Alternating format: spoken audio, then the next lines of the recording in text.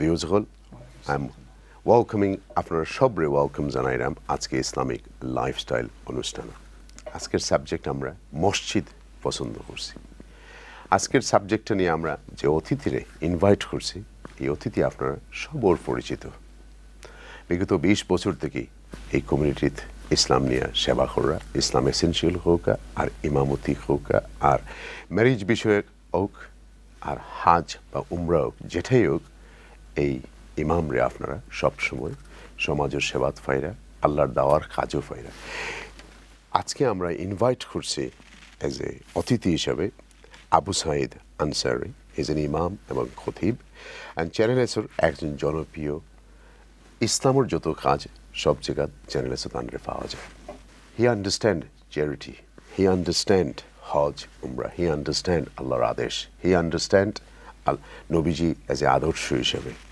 He also a graduate in law in UK, but he have decided to go to Middle East in Saudi and done a master on Dawa project ufre, Dawar ufre, kibabe manusher Dawar kaj korte hoy.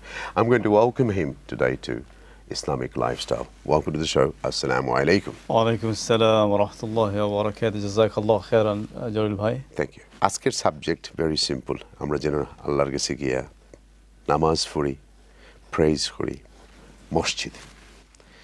পৃথিবীর প্রথম মসজিদের নাম হলো মদিনার মসজিদে কুবা। কিছু কইবানি আমরা যদি এভাবে দেখি যে রাসূলুল্লাহ সাল্লাল্লাহু আলাইহি সাল্লাম যে মসজিদটা সর্বপ্রথম নির্মাণ করেন সেটা হচ্ছে মসজিদে কুবা। মদিনাতুল মুনাওয়ারাতে ঢোকার আগে ইয়াসরিব যেটা আগে নাম ছিল সেটা মসজিদে কুবা, কিন্তু পৃথিবীর সর্বপ্রথম মসজিদ হলো মসজিদুল হারাম, যেটা মক্কা অবস্থিত এবং কাবা আল মুশাররফা যেখানে, এবং যেখানে আল্লাহ রাব্বুল আলামিন নিজে এটা প্রতিষ্ঠিত করেছেন অথবা আদম আলাইহিস সালাতু সালাম কিংবা ফেরেশতারা নির্মাণ করেছেন। এটা নিয়ে ডিফারেন্স অফ অপিনিয়ন্স আছে। মসজিদে কুবার ব্যাপারে আল্লাহ রাব্বুল আলামিন সূরা আত-তাওবাতে 108 নম্বর আয়াতে তিনি বলেছেন যে লা মসজিদুন উসসিসা আলা তাকওয়া মিন আউয়াল ইয়াউমিন আহাক্কু আন তাকুমা ফিহি। অর্থাৎ তিনি বলছেন যে তবে যে মসজিদটা রাখা হয়েছে, যেটা প্রতিষ্ঠিত হয়েছে তাকওয়ার উপর প্রথম দিন থেকে, অর্থাৎ রাসূলুল্লাহ সাল্লাল্লাহু আলাইহি ওয়াসাল্লাম যেদিন থেকে তিনি এসেছেন, যেদিন থেকে তিনি মসজিদটা প্রতিষ্ঠিত করেছেন সেদিন থেকে, এবং এটা হচ্ছে দাঁড়াবার যোগ্য স্থান আল্লাহ রাব্বুল আলামিন বলছেন। অর্থাৎ সার কথাটা হলো যে এই মসজিদটা প্রথম আল্লাহ রাসূল সাল্লাল্লাহু আলাইহি ওয়াসাল্লাম তিনি বানিয়েছেন। এর প্রেক্ষাপটটা যদি আমরা দেখি, রাসূলুল্লাহ সাল্লাল্লাহু আলাইহি ওয়াসাল্লাম তিনি আসলেন 622 সালে মদিনাতুল মুনাওয়ারাতে। মক্কা থেকে তিনি হিজরত করলেন 23 সেপ্টেম্বর। 8ই রবিউল আউয়াল ছিল সোমবার, এবং এই সোমবারে তিনি এসেছেন। সোমবারে তিনি এসে এই মসজিদটা তিনি করেছেন আলহামদুলিল্লাহ। সোমবারে তিনি ছিলেন, মঙ্গলবারে তিনি ছিলেন, বুধবারে তিনি ছিলেন, ইভেন কেউ কেউ বলেছেন যে বৃহস্পতিবারেও তিনি ছিলেন। তারপরে তিনি জুমার দিন জুমা আদায় করে তিনি মদিনাতে তিনি যান, মদিনাতে প্রবেশ করেন। আল্লাহ রাব্বুল আলামিন নোজ দ্য বেস্ট। এই মসজিদে এত গুরুত্ব যে এই মসজিদে যদি কেউ ওযু করে, যদি মসজিদে গিয়ে 2 রাকাত নামাজ পড়েন, মাত্র 2 রাকাত, তাহলে কিন্তু একটা কমপ্লিট ওমরা সওয়াব পাওয়া যাবে। এই মসজিদে কুবা প্রথম মসজিদ, কিন্তু মর্যাদার দিক থেকে মনে হয় যে একটা চতুর্থ স্থানে দেখা যায় এটাকে। মর্যাদার দিক থেকে, যেমন মর্যাদার দিক থেকে প্রথমে হচ্ছে মসজিদে হারাম মক্কাতুল মুকাররমা, কাবা আল মুশাররফা, তারপরে হচ্ছে মসজিদে নববী, তারপরে হচ্ছে মসজিদ আল আকসা। আবার এখানেও কথা আছে যে মসজিদ আল আকসা তো দ্বিতীয় স্থানে থাকার কথা, কারণ এটা আমাদের প্রথম কিবলা। কাবা আল মুশাররফার পরে হাদিসে এসেছে যে 40 আবু যার আল গিফারি রাদিয়াল্লাহু আনহু, তিনি একজন সাহাবী রাসূলুল্লাহ সাল্লাল্লাহু আলাইহি ওয়াসাল্লাম, তিনি জিজ্ঞেস করলেন, ইয়া রাসূলুল্লাহ, সর্বপ্রথম কোন মসজিদটা আল্লাহ করেছেন পৃথিবীতে, কোন ঘরটা আল্লাহ নির্মাণ করেছেন? তখন আল্লাহ রাব্বুল আলামিনের হাবিব আলাইহিস সালাতু ওয়াসসালাম তিনি বললেন কাবা আল মুশাররফা। তারপরে কোনটা? মসজিদ আল আকসা। ব্যবধান কি ছিল? সময়ের ব্যবধান 40 বছর। 40 বছর পরে মসজিদে আকসা নির্মাণ করা হয়। তাহলে তো দ্বিতীয়টা হওয়ার কথা ছিল মসজিদে আকসা, কিন্তু মসজিদে নববী হয়েছে। এর একটা আনসারটা এভাবে দেওয়া যায় যে যেহেতু রাসূলুল্লাহ সাল্লাল্লাহু আলাইহি সাল্লাম, আপনি যদি হিজরতের ঘটনা পড়েন, আপনার নিশ্চয়ই জানা আছে যখন রাসূলুল্লাহ সাল্লাল্লাহু আলাইহি ওয়াসাল্লাম হিজরা করে মদিনাতে যান, মদিনার নাম পরিবর্তন হয়ে যায়। ইয়াসরিব থেকে মদিনাতুন নবী, মদিনাতুল মুনাওয়ারা, তওবা তয়্যিবা এরকম নামটা হয়, পবিত্র হয়ে যায়। রাসূল সাল্লাল্লাহু আলাইহি ওয়াসাল্লাম তিনি বলেছিলেন ওখানে গিয়ে যে ইব্রাহিম আলাইহিস সালাতু সালাম মক্কাকে তিনি ঘোষণা করেছেন পবিত্র, হারাম করেছেন, সেই জন্য আমরা বলি মসজিদে হারাম, রাইট? আর মদিনাতে আমি মদিনাকে আজকে হারাম ঘোষণা করলাম, মানে হারাম মানে সম্মানিত। তো সুতরাং নবী আলাইহিস সালাতু সালামের মুখ থেকে এটা আসছে এবং তিনি হচ্ছেন সাইয়্যিদুল মুরসালিন, খাতামুন নবিয়্যিন। তিনি এই মদিনাকে ভালোবেসেছিলেন, মদিনাতে তার ওফাত হয়েছে, তিনি শুয়ে আছেন সেখানে। সেজন্য আল্লাহ রাব্বুল আলামিন ক্যাটাগরি দিক থেকে মক্কা এসছে প্রথমে, তারপরে মদিনা, তারপরে হবে মসজিদুল আকসা।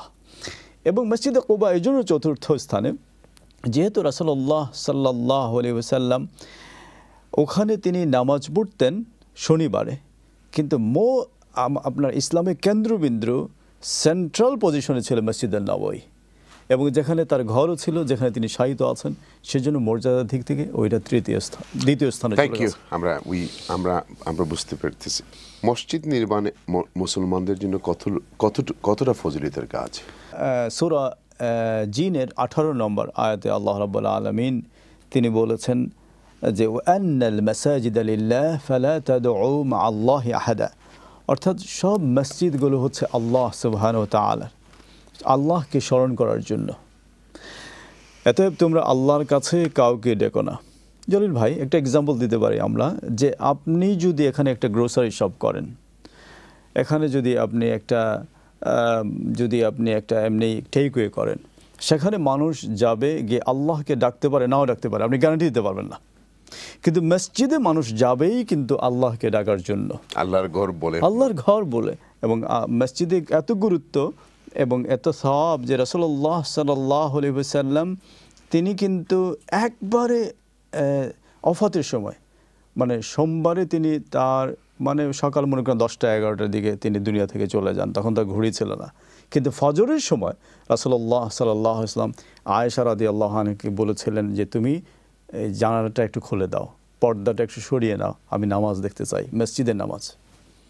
এই মসজিদের নামাজের জন্য, নামাজকে, সালাতকে প্রতিষ্ঠা করতে রাসূলুল্লাহ সাল্লাল্লাহু আলাইহি ওয়াসাল্লাম কত কষ্ট করেছেন। নিজের দাঁতগুলো তার দুটা শহীদ হয়ে গেল, তায়েফে তিনি রক্তাক্ত হলেন মাথা থেকে পা পর্যন্ত, সালাতকে প্রতিষ্ঠা করার জন্য, ইসলামকে প্রতিষ্ঠা করার জন্য। সুতরাং মসজিদে তো অনেক গুরুত্ব। শুক্রবারের নামাজ কবে থেকে শুরু হলো? রাসূলুল্লাহ সাল্লাল্লাহু আলাইহি ওয়াসাল্লাম যখন হিজরা করলেন 622 খ্রিস্টাব্দে, তিনি গেলেন, আমি আগে যেটা বলেছি, মসজিদে কুবাতে তিনি থাকলেন। ওখানে কুলসুম নামে একজন ইবনে হাদাম, তিনি কুলসুম বিনতে হাদাম, তিনি রাসূলুল্লাহ সাল্লাল্লাহু আলাইহি ওয়াসাল্লামকে শেল্টার দিলেন। এবং রাসূলুল্লাহ সাল্লাল্লাহু আলাইহি ওয়াসাল্লাম মানে প্রচণ্ড তিনি ক্লান্ত, পরিশ্রান্ত, মানে এক্সস্টেড, কারণ 15 দিন সফর করে এসছেন। এখনকার মতো রাস্তা তখন ছিল না, পাহাড়ের উপর তিনি পাহাড় নেমে বেয়ে তিনি এসেছেন মদিনাতুল মুনাওয়ারাতে। তিনি ওখানে কয়েকদিন ছিলেন। তারপরে কোরআনে কারীমের আয়াত নাজিল হয়, সূরা জুমআ, ইয়া আইয়ুহাল্লাযীনা আমানু ইযা নুদিয়া ইলা সলাতি মিন ইয়াউমিল জুমআতি ফাসআউ ইলা যিকরিল্লাহি ওয়া যারুল বাই'a, যে যখন জুমার আদান হয় তখন আপনি ফাসআউ, আপনি রাশ করেন, মসজিদে যান আল্লাহর যিকরের জন্য, এবং বাইয়া, বেচাকেনা বন্ধ করে দেন। তখন থেকে কিন্তু জুমা তিনি ওখানে আদায় করেন, এবং মসজিদে জুমা এখনও আছে, মসজিদে জুমাতে তিনি আদায় করেছেন মসজিদে জুমার সালাত। এরপরে তিনি মদিনাতে চলে আসেন। ঘরে নামাজ আদায়ের চাইতে মসজিদে নামাজ আদায় করা কেন গুরুত্ব দেওয়া হয়? আসলে মেইন কনসেপ্টটা হচ্ছে উখুয়া, ব্রাদারহুড, কোনো নেটওয়ার্কিং, ভ্রাতৃত্ব। কারণ আপনার সাথে যখন আমার মসজিদে দেখা হবে, আপনি কুশলাদি বিনিময় হবে, আপনার সম্পর্কে আমি জানবো, আপনি আমার সম্পর্কে জানবেন, আমাদের ভ্রাতৃত্ববোধ বাড়বে, আমাদের উখুয়া বাড়বে। এটা হচ্ছে মেইন। আর যেটা আল্লাহ রাব্বুল আলামিন বলছেন কোরআনে কারীমে 81 অথবা 82 বার, আকিমুস-সালাহ, নামাজ প্রতিষ্ঠা করতে। নামাজ একা পড়ার বিষয় না, কারণ নামাজটাকে প্রতিষ্ঠিত করতে হবে। সেজন্য আপনিও কিন্তু এখানে একটা মুসাল্লা মসজিদ রেখেছেন, জানালাসে, কারণ সবাই যাতে এসে পড়তে পারে, প্রতিষ্ঠিত যাতে হয়। মেজরিটি স্কলার্স, ইমাম আহমেদ ইবনে হাম্বল বলেন, ইমাম শাফি বলেন, আপনার হাসান আল বসরি রাহিমাহুল্লাহ বলেন, তাদের নজদিক হচ্ছে কেউ যদি মসজিদে যদি না যে সে সালাত আদায় করে ঘরে, মানে কোনো ওজর ছাড়া, কোনো শরঈ ওজর ছাড়া, তা সালাত আদায় হবে না।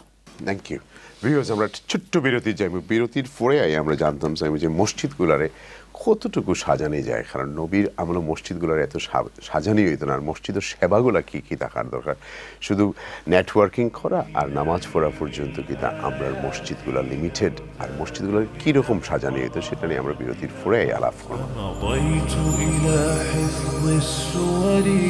كي أقطف من خير الدرر